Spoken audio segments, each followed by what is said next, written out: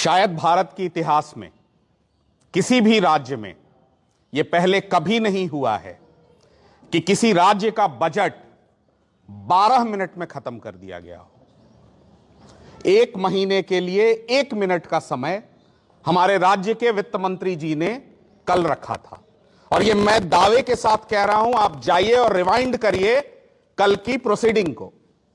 11 minute 43 और 44 second था, तो मैंने राउंड ऑफ करके उसको 12 मिनट कर दिया है।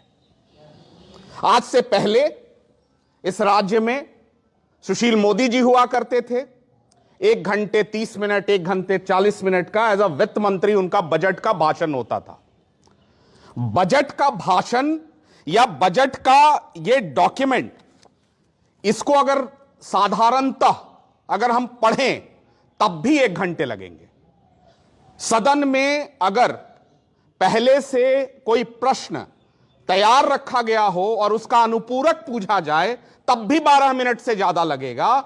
बिहार के वित्त मंत्री और बिहार की सरकार दोनों के लिए, बिहार के बजट के लिए उन्होंने 12 मिनट एलोकेट किया है। यह दिखाता है कि आप बिहार को लेकर, बिहार के विकास को लेकर कितने सीरियस हैं। पहली बात। दूसरी बात, जो हमारे माननीय प्रदेश अध्यक्ष जी ने कहा कि कैसे नंबर को फज किया जा रहा है या नंबर से खेला जा रहा है। क्योंकि आप कुछ बोलेंगे नहीं तो आपका रिकॉर्ड पे कुछ आएगा नहीं। बाकी किताब इतना बड़ा वाला वो जो 2-2 झोला पकड़ाया गया है, वो कितने लोग बिहार में पढ़ते हैं। हमको 3-4 पतला पतला पढ़ने में तो पूरा रात बीत गया, हम 2-3 बजे सो पाए हैं। तो आप इसको समझिए, सीधे एकदम नंबर पर आते हैं। यह सबसे पहला मेरा सवाल आपके माध्यम से बिहार की सरकार से है कि क्या बिहार के बजट के लिए 12 मिनट, 1 महीने के लिए 1 मिनट काफी था? यह सवाल यहां के उप मुख्यमंत्री, यहां के वित्त मंत्री, यहां के मुख्यमंत्री को देना चाहिए बिहार की जनता के समक्ष।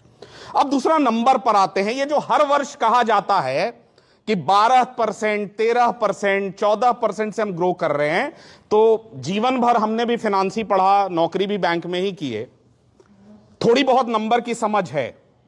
बजट क्या है? हमारे इनकम और एक्सपेंडिचर का पूरा ब्यौरा, कितना हमारा आय है और कितना हमारा व्यय है। अगर आय कम है तो व्यय में लोन जोड़ दो तो वो इक्वल हो जाएगा। कोई एक नंबर जोड़ दो तो दोनों को इक्वेट करना ही है, उसकी मजबूरी है। और डेफिसिट को 3% से नीचे किसी भी प्रकार कर लो। इंपॉर्टेंट ये नहीं है, आप लोग एक नंबर नहीं देख रहे हो। ये है इस साल का बजट और ये है पिछले साल का बजट। इस साल का जो एस्टिमेटेड है, यानी आपने जो अनुमान लगाया है, वो अगले साल एक्चुअल हो जाएगा। यानी पिछले साल जो अनुमान लगाए थे वो इसमें एक्चुअल हो गया है इस साल। उसमें तो आप नहीं झूठ बोलेंगे। यानी 2026-27 में जो नंबर आप अभी मुझे बता रहे हो, 25-26 का वो नंबर एक्चुअल हो गया है। तो सर, आप ही के बात को आगे बढ़ाते हुए अगर 2025-26 के एक्चुअल नंबर को हम लेते हैं तो एक्चुअल रेवेन्यू क्या बताया गया था पिछले साल? 3,17,000 करोड़। एक्चुअल नंबर है 3,29,831 करोड़। ये इन्हीं का है, बिहार सरकार का डेटा है। और इस साल ये बता रहे हैं कि 3,47,752 करोड़ का इन्होंने बजट पेश किया है, और उसकी वृद्धि बता रहे हैं कि 11 से 12% है। सॉरी सर, माननीय वित्त मंत्री जी, रॉन्ग है आप। 5% है, 17,000 करोड़ से आप बढ़े हैं। अब आप जोड़ लीजिए, मैथमेटिक्स हमको नहीं समझाने की जरूरत है कि मात्र 5% की वृद्धि है आपकी एक्चुअल टर्म में, नॉट इन एस्टिमेटेड टर्म। पहली बात। दूसरी बात, देखिए कि कितना इंपॉर्टेंट है ये। पिछले साल जब चुनाव चल रहा था बिहार विधानसभा का, तो ये नंबर मार्केट में फ्लोट हो रहा था कि 4,07,000 करोड़ का लोन है बिहार पर। बिहार सरकार के अपने डॉक्यूमेंट में पेज नंबर आगे कोई पूछे तो हम इसलिए बोल रहे हैं कि भाई ये नहीं लगे कि हम लोग हवा में बात कर रहे हैं। इन्हीं का जो अपना विजेंद्र प्रसाद यादव जी का डॉक्यूमेंट है, उसमें पेज नंबर 15 में ये बता रहे हैं कि 31 मार्च 2027 तक बिहार का कुल लोन, ऋण 4,46,326 करोड़ हो जाएगा। अब आप समझिए कि बिहार में 3,47,000 इन्हीं का फिगर हम मान लेते हैं, तो उसमें 4,26,326 करोड़ का लोन आउटस्टैंडिंग रहेगा 31 मार्च 2027 तक। यह बिहार को कहां ले जा रहा है, और इसको और डिटेल में नंबर टर्म्स में समझना है तो सिर्फ दो फिगर दे रहे हैं। पहला, इसी साल इनके डॉक्यूमेंट के अनुसार मोटा मोटी आप मान के चलिए आरडी बाई जीएफडी का नंबर है पेज नंबर 3 पे, ठीक है। RD by GFD page number 1 budget document का मेन जो डॉक्यूमेंट है उसके पेज नंबर 1 पर आरडी बाई जीएफडी सरल शब्द में कहें तो revenue deficit by gross fiscal deficit.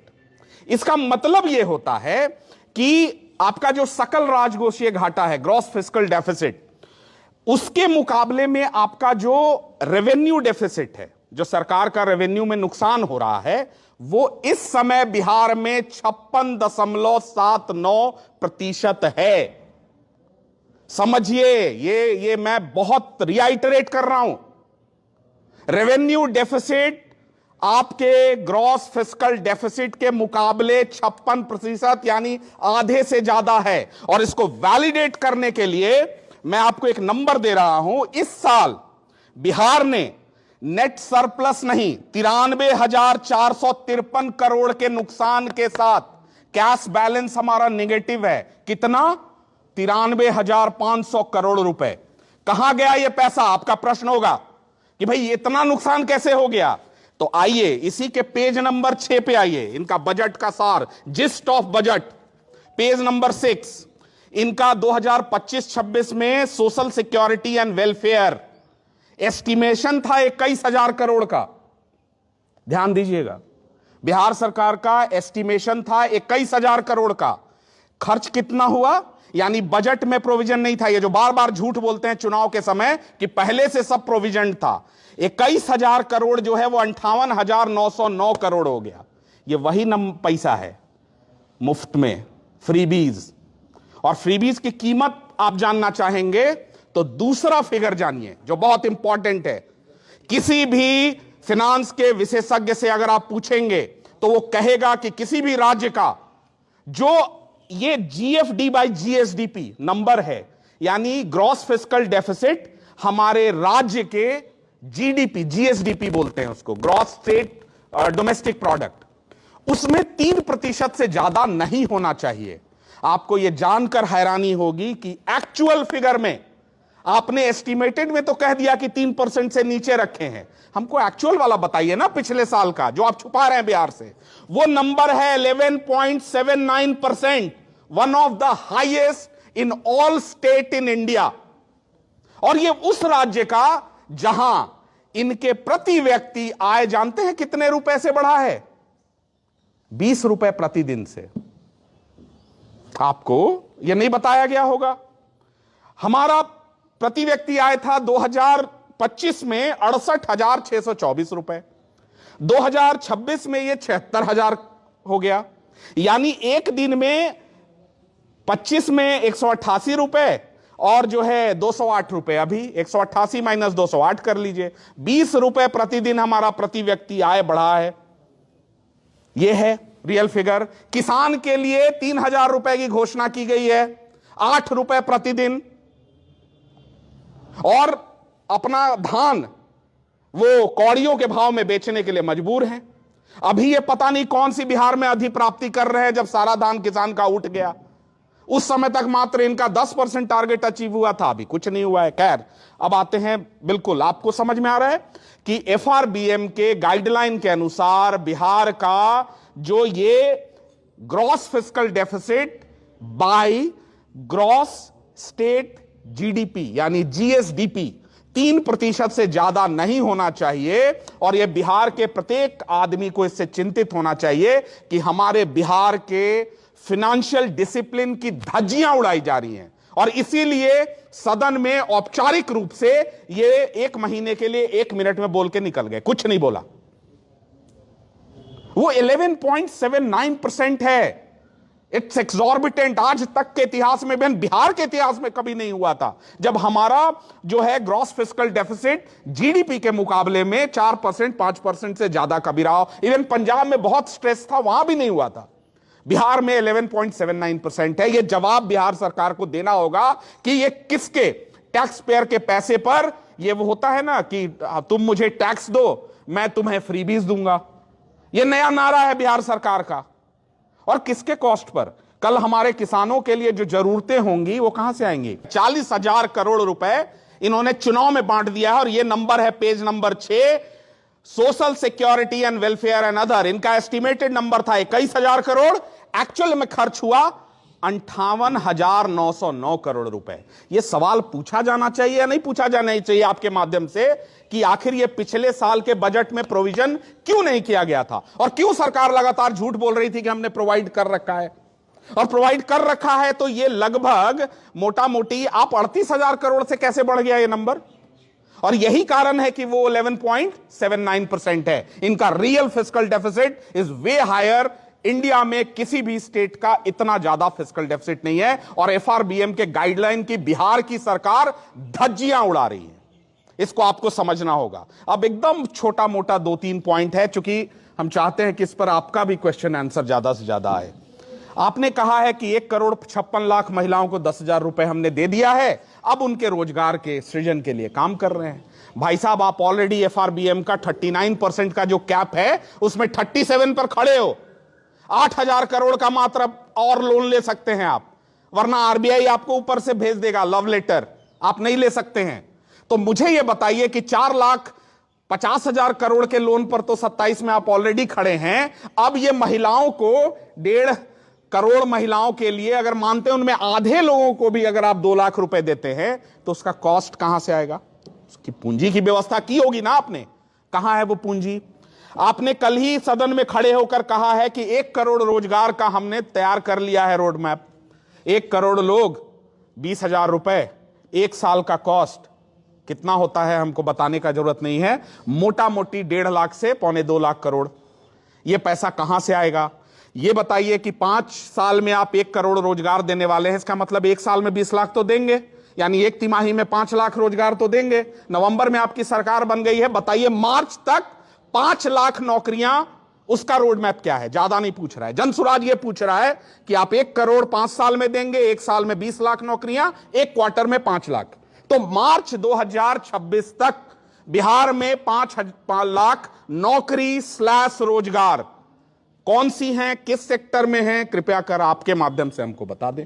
जो सच्चाई है, मान लीजिए अगर हम स्ट्रेस में हैं तो आप बताइए ना बिहार के लोगों को कि आपके कल्याण के लिए, आपके उत्थान के लिए, आपकी चीजों के लिए हम ये निर्णय ले रहे हैं।